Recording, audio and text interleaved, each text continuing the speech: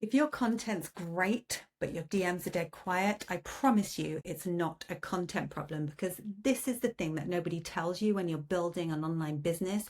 You're busy creating all that content, you're posting every day, people are putting in the comments, wow, I really resonate with this. Wow, this is so inspiring. But your DMs are quiet and none of this activity is translating to sales. This is what I call the kale versus sticky toffee pudding problem. It's a messaging issue, it's not a content issue. So the kale is what people need. It's your strategies, it's your frameworks, it's your funnels, it's all that good stuff that you teach and share. It's what you do. But that's not what is going to connect with people. That's not what people want. People want the sticky toffee pudding. They want the actual visible, felt results they get from your program. So I've got 6 shifts that you can run through, that once you've done it once, you can use it across your social channels, your bio, your landing pages, your website. Do it once and you can use it across all of your platforms. Okay, so let's get into the 6 shifts that you need to make to fix the words that are costing you clients.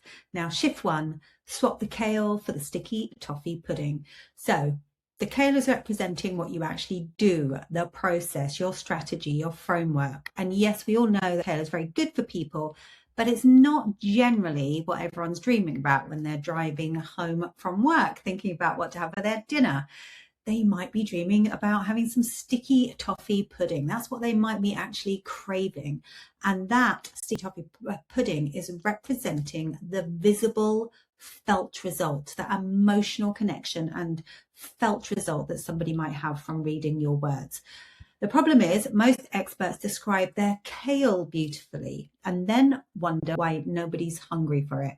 But the fix isn't to abandon the process entirely. It's just to stop leading with it. So instead of I help you build a proper client journey, something I've definitely written and used before, what we want to do is try I help you turn casual followers into people who message you asking how to buy. Can you feel the difference there? So instead of I help you build a proper client journey, we write I help you turn casual followers into people who message you asking you how to buy. Same offer, completely different reaction, completely like you feel the emotional connection with that second sentence. So what you want to do is before you publish anything, ask yourself, does this sentence describe the process or the result? If it's still the process, where's the pudding? So something you can do quickly, go to your Instagram account, have a look at your bio, if you have one, your top pinned posts, and if either one is still describing what you do rather than what changes for them, then rewrite it.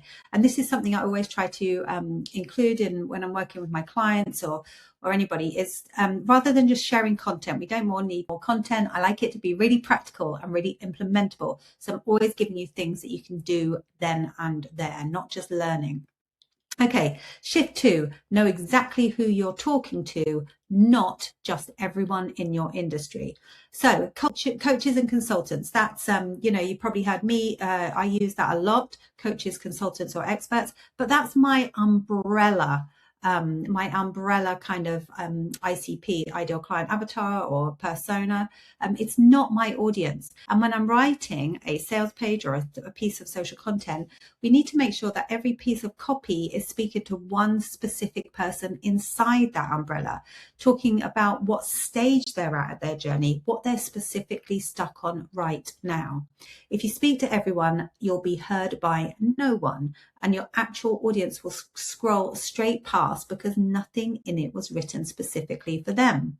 So instead of I work with coaches, consultants and experts, try I work with consultants who have got the results and the case studies, but freeze the second somebody asks, so what do you actually do? Which is something used to happen to me all the time. So quick test. If you swapped, the next time you're writing your social post, just have a look at it and think, if you swapped that post for a competitor's, would anyone actually notice the difference? If not, you're still speaking to the umbrella and not the individual within that umbrella. Okay, something you can do, write one sentence describing exactly who you help best right now, but include the stage they're at, their specific sticking point, and use it within your new bio headline on your social channels or on your website, wherever it might be. So shift 3, name their problem in their words and not your diagnosis of it. Nobody wakes up thinking to themselves, I have a positioning problem. So, it's just not the words people use. So if your dream client wouldn't say your sentence out loud on a discovery call, it's still your diagnosis, but you've kind of dressed it up in your language and it's not their problem in their language. So instead of saying something like you're struggling with visibility and positioning, try you post and it just disappears. No comments, no shares, and you're starting to wonder if anyone's actually there. Now, we can all relate to that, but I'm not sure everyone could have related to that. So you can see how it can really start to connect with people. So go and take a look at your last 3 posts, read them back. Could your ideal client have said that sentence themselves, word for word, word for word? If not, whose language is it actually in? So next time somebody describes their problem to you in their own words, it could be on a discovery call, in a DM, in a WhatsApp message to you, in a comment, one of your social posts, write it down exactly as they say it and keep a copy, keep a reference point of all of these. I use Fathom to record all my calls. It gives me a transcript. And you start using their words exactly as they say it anytime you write any copy. So shift 4, name the outcome as something they can see, not something vague. Words like phrases like more clients and grow your business, things again I have used, but they're outcomes that you can't actually picture. What does, grow your business actually look like? So the more specific and visual the outcome, the more real it feels, and the more likely somebody is to believe you can actually get them there. So instead of grow your business and get more clients, we want to try wake up to a calendar with 3 discovery calls already booked from people who already know they want to work with you. God, that lands so much more deeply than that one. So ask yourself, could a stranger picture this outcome in their head within 2 seconds of reading it? If it needs explaining, it's still too vague. Every time you're writing something, just really get visual. Can somebody picture it within their head? If not, it's still too vague. So something you can do right now, take a look at your main offer's headline outcome and make it specific enough to picture. If you can't picture it, neither that can they. And the 2 tools that I've given you, one for ChatGPT and one for Claude, you don't need both, they do the same thing, just built for the 2 different AI platforms. This will really help you. So you can take your kind of bio headline or your offer, your offer paragraph or whatever it is, put it into there and it will tell you whether it's kale or whether it's sticky toffee pudding, and it will give you some suggestions of a better way to describe it. So shift 5, make sure every piece of copy is built to sell, not just inform. This is a biggie. So many people do not do this and it makes a massive difference. So posting to educate feels really productive. It also quietly trains your audience to consume you for free and buy from somebody else. Every piece of client-facing copy should be doing at least one job that moves somebody closer to buying, not just closer to knowing more. That doesn't mean you say buy at the end of every post or at the end of every, piece of copy you're writing. It's about taking onto a step that moves them closer to buying. So always take them on the next step of their journey, not just closer to knowing more. So whenever you're writing something, website copy, landing page copy, social posts, whatever it might be, check it does at least one of these things. It names the gap between where they are and where they want to be. It describes symptoms specific enough that they think, wow, that's literally me. It handles the objection that's actually stopping them. It proves it with a result, either yours or a client's. And it ends with a real next step, not just something like, let me know if this resonates, which is like a very, very gentle call to engagement, rather call to action. And call to engagements are fine as long as it moves them on to the next step. So instead of something like, here are some tips for better client communication, you'd say something like, here's the exact line I use when somebody says they need to think about it. Much, much more specific.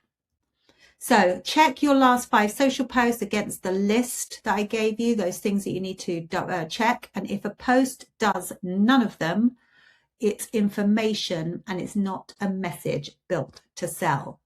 Now, shift 6, go deep on one idea, not wide across 5. So yeah, we've seen this a lot, haven't we? 5 tips to do this, 5 ways you can get that, whatever it might be. And it used to be that content that was broad was really good, but we definitely don't need content. We're all drowning in content. What we need is specific solutions to specific problems. So it's much, much better if we can get specific, get mini, get micro, and what we're talking about, not too broad. So 5 tips for whatever it might be, gets likes, but it loses sales. It's the kiss of death for authority, but it keeps everything at a surface level and nobody walks away believing you're the expert on any one thing. So pick the single strongest idea and go all the way down into it, the specific example, the exact words, the real result. So instead of 5 mistakes coaches make with their messaging, try the one line I changed in my bio that took my DMs from silent to full. Can you see the difference there? 5 mistakes coaches make with their messaging. The one line I changed in my bio that took my DMs from silent to full. The next time you're doing a social post, think, if you had to cut this post down to one idea, which one would you actually keep? The next time you sit down to write, pick one idea before you start typing and save the other 4 for 4 more pieces of content. And that's it. That's all 6 shifts. So that's all 6. Do the exercise once and use it across anywhere that you show up online. If you want the full checklist, there's a link below where you can just pop your name and email address and I'll send it to you immediately. I'll also send you links to my 2 free AI tools, one for Claude AI, one for ChatGPT.